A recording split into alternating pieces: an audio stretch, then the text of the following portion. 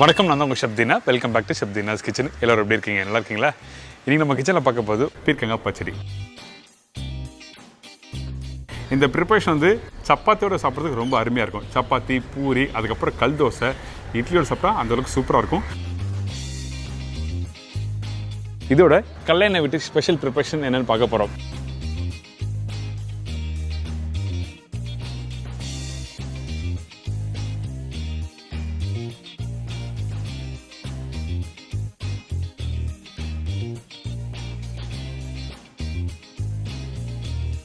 பீர்க்கங்காய் பச்சடிக்கு தேவையான பொருட்கள்: பீர்க்கங்காய் 300 கிராம், பாசிப்பருப்பு 1½ டேபிள் ஸ்பூன், பெரிய வெங்காயம் 1, பெரிய தக்காளி 1, இடித்த பூண்டு 8 நம்பர், பச்சை மிளகாய் 2லேருந்து 3 நம்பர், காய்ந்த மிளகாய் 6லேருந்து 8 நம்பர், மஞ்சத்தூள் 1/4 டீஸ்பூன், தனியா பவுடர் 1/2 டீஸ்பூன், மிளகாய் பவுடர் 1/4 டீஸ்பூன், கொத்தமல்லி தேவையான அளவு, கருவேப்பிலை தேவையான அளவு, புளி சின்ன துண்டு, உப்பு தேவைக்கேற்ற, எண்ணெய் குக் பண்ணுறதுக்கு தேவையான அளவு, நெய் 1/2 டீஸ்பூன். இதாங்க இந்த ப்ரிப்பரேஷன் தேவையான பொருட்கள். இதுக்கு ஃபஸ்ட்டு நம்ம என்ன பண்ணுறோம், தாளிப்புக்கு எண்ணெய் போட்டிருக்கோம். இந்த எண்ணெய் சூடான கடுகு தாளிப்பாக போடுங்க. இந்த கடுகு நல்லா பொரிஞ்சு வரட்டும். அதுக்கு பிறகு இடித்து வச்சுருக்க பூண்டு, பச்சை மிளகாய், காஞ்ச மிளகாய் ஒரு 3 நம்பர் போட்டிருப்பேன். மீதி காஞ்ச மிளகாய் கடைசியாக தாளி போடுவோம். அதுக்கு பிறகு பச்சை கருவேப்பிலை இதெல்லாம் போட்டு ஒரு 2 நிமிஷம் நல்லா வதக்குங்க. அதுக்கப்புறம் ரஃப்பாக கட் பண்ணி வச்சுருக்க வெங்காயம். இந்த வெங்காயம் வந்து பொடிசாக கட் பண்ண வேண்டிய அவசியமே இல்லை, ரஃப்பாக கட் பண்ணால் மட்டும் போதும். ஏன் கேட்டிங்கன்னா, இந்த வெங்காயம் குக் பண்ணி முடித்த பிறகு மசிக்க போகிறோம், அதாவது மேஷ் பண்ண போகிறோம் சொல்கிறேன். இப்போ லைட்டாக வெங்காயம் வதங்கி முடித்த பிறகு நம்ம என்ன பண்ணுறோம், தக்காளி போட்டிருக்கோம். தக்காளியும் அது மாதிரி முழுசாக கட் பண்ணி போடலாம். இப்போது மஞ்சத்தூள் கொஞ்சம் போட்டிருக்கேன். இதுக்கு பிறகு மிளகாய் பவுடர். இந்த பவுடர் மசாலா கம்மியான அளவு தான் யூஸ் பண்ணணும். அதனால் 1/4 டீஸ்பூன் அளவுக்கு சில்லி பவுடரும் கொஞ்சம் அதிகமாக தனியாக பவுடர் போட்டு, அதுக்கப்புறம் இந்த பீர்க்கங்காய். இந்த பீர்க்கங்காய் நீங்கள் கட் பண்ணும்போது மேல் தோல் எடுத்துகிட்டு உள்ளே இருக்க விதையோடு கட் பண்ணி போடுங்க. சில பேர் வந்து விதையை எடுத்துருவாங்க, ஆனால் அப்படி பண்ணாதீங்க. விதையோடு போட்டு நீங்கள் குக் பண்ணால் தான் உங்களுக்கு நல்லா டேஸ்ட் கொடுக்கும். இதுக்கு பிறகு கொஞ்சம் உப்பு, புளி வந்து ஒரு சின்ன துண்டு போட்டால் போதும், அதிகமாக வேண்டாம். இதெல்லாம் போட்ட பிறகு 2 நிமிஷம் நல்லா வதக்குங்க.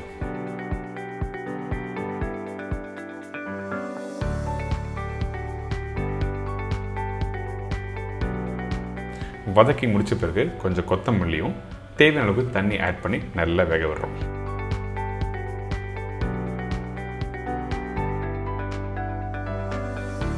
இந்த இடத்துல நீங்கள் உப்பு காரம் கரெக்டாக இருக்க செக் பண்ணணும். காரம் கம்மியாக இருக்குன்னா அந்த டைமில் ஒரு பச்சை மிளகாய் போடலாம்.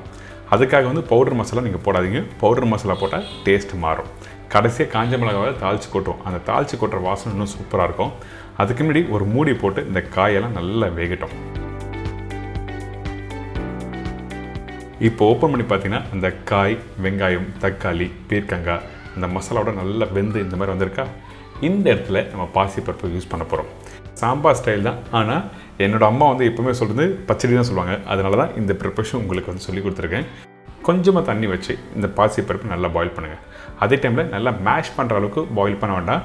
ஏன் கேட்டிங்கன்னா, இந்த காயோடு போட்டு திருப்பி குக் பண்ண போகிறோம். அதனால தான் வந்து ரொம்ப மேஷ் பண்ண வேண்டாம் சொல்கிறேன்.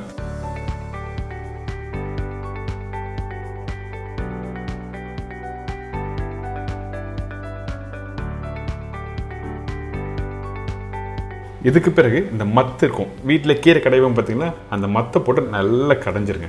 நல்லா கடைஞ்சால் கெட்டியான ஒரு டெக்ஸ்சர் கிடைக்கும். அந்த பீர்க்கங்காய் 1, 2 வந்து முழுசாக இருக்கும். இந்த மாதிரி டெக்ஸ்சரில் தான் இருக்கும்.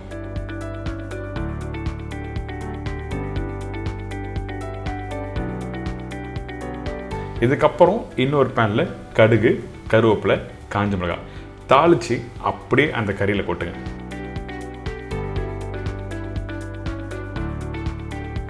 இந்த காஞ்ச மிளகாய் தாளிப்போட இந்த பீர்க்கங்காய் பச்சடி சாப்பிட்றதுக்கு அந்தளவுக்கு பிரமாதமாக இருக்கும்.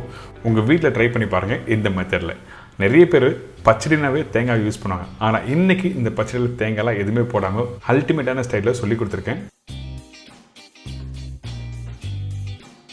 இதோட கல்யாண வீட்டு ஸ்பெஷல் ப்ரிப்பரேஷன் என்னென்னு பார்க்க போகிறோம்.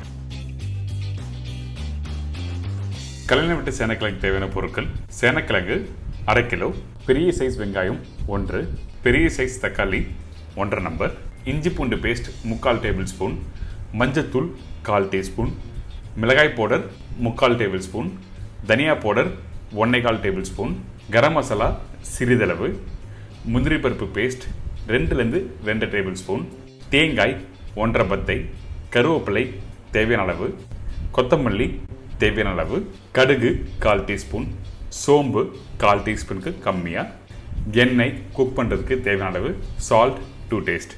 இதாங்க இந்த ப்ரிப்பரேஷன் தேவையான பொருட்கள். ஃபஸ்ட்டு நம்ம என்ன பண்ண போகிறோங்கிட்டனா, நம்மக்கிட்ட இருக்க இந்த சேனைக்கிழங்கு இருக்குது பார்த்தீங்களா, நல்லா வாஷ் பண்ணுங்கள். அதுக்கப்புறம் நல்லா பீல் பண்ணிவிட்டு கட் பண்ணி திருப்பி வாஷ் பண்ணிட்டு தான் நீங்கள் பாயில் பண்ண யூஸ் பண்ணணும். நீங்கள் டேரெக்டாக கட் பண்ண உடனே நீங்கள் போட்டிங்கன்னா கண்டிப்பாக மண் வந்துடும். அதனால தான் நல்லா வாஷ் பண்ணி யூஸ் பண்ண சொல்கிறேன். இப்போ இந்த தண்ணியில் போட்டிருக்கேன். அதுக்கு பிறகு கொஞ்சம் மஞ்சத்தூள் உப்பு போட்டு ஒரு மூடி போட்டு நல்லா வேகட்டும். ஓவர் குக் பண்ணக்கூடாது. 80% 85% அளவுக்கு நீங்கள் குக் பண்ணி எடுத்துருங்க.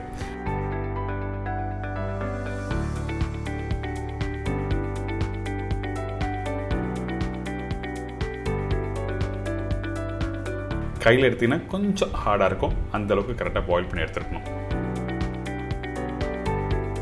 காய் வேக வச்ச தண்ணியை அவுட் பண்ணக்கூடாது. அதாவது அந்த ஸ்டாக் வாட்டரை ப்ரிப்பரேஷனில் யூஸ் பண்ண போகிறோம்.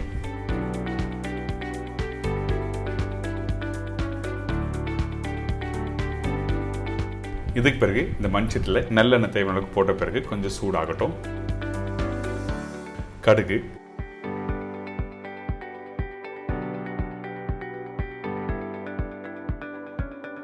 சோம்பு,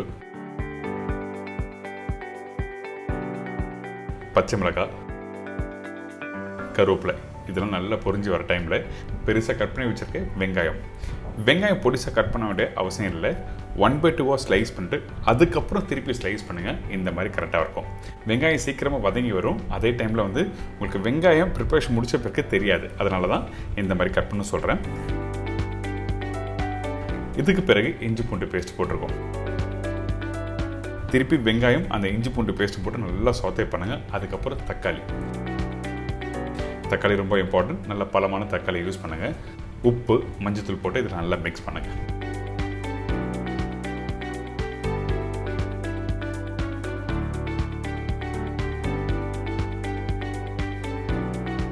இதுக்கு பிறகு மிளகாய் பவுடர் வீட்டில் இருக்க குழம்பு தூள் யூஸ் பண்ணக்கூடாது.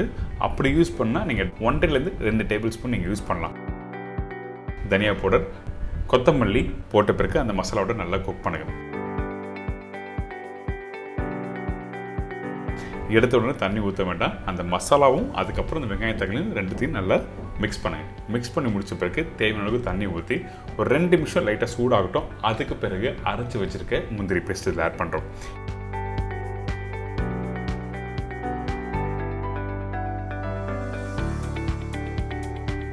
ஒரு மைல்டான டேஸ்ட் கொடுக்க மட்டும்தான் நம்ம என்ன பண்ணுறோம், இதில் தேங்காய் பால் யூஸ் பண்ணியிருக்கோம். அதே மாதிரி அந்த முந்திரி பருப்பு அந்த வெங்காயம் தக்காளியோட ஸ்மூத்தான ஒரு டெக்ஸ்சர் கொடுக்க மட்டும்தான் இதில் யூஸ் பண்ணியிருக்கோம்.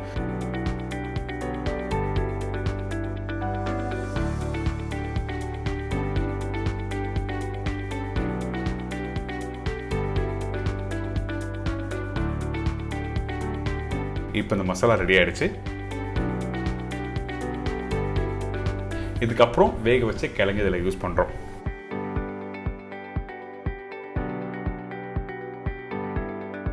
இந்த கிழங்கும் இந்த மசாலாவும் போட்டு நல்லா மிக்ஸ் பண்ணுங்க.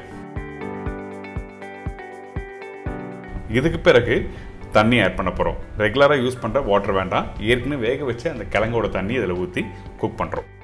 அதே டைமில் அந்த ஸ்டாக் வாட்டர் அதிகமாக போகிறோம்னா குக் பண்ண அந்த டெக்ஸ்சர் மாறும். அதனால தேவையான அளவுக்கு தண்ணி ஊற்றி திருப்பி கொத்தமல்லி போட்டு நல்லா மிக்ஸ் பண்ணுங்கள்.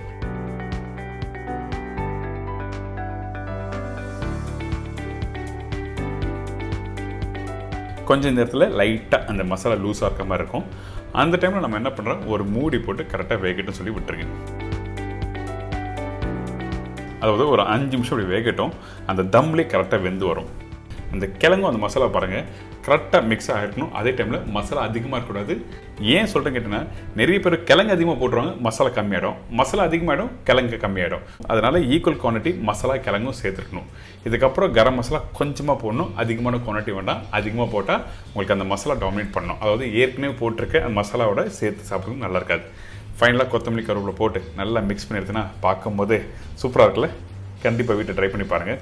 உங்களுக்கு அந்த பக்கம் தெரிஞ்ச ஒரு ஈஸியாக இருக்கும். என்ஜாய் பண்ணுங்கள்.